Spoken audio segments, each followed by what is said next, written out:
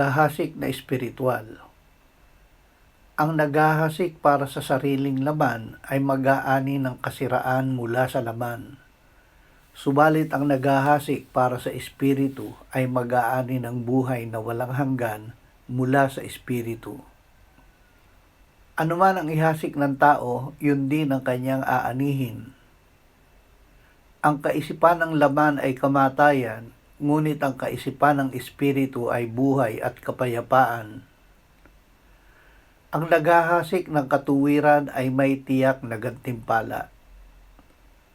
Huwag kayong mapagod sa paggawa ng mabuti, sapagkat sa takdang panahon ay mag-aani kayo kung hindi kayo manghihina.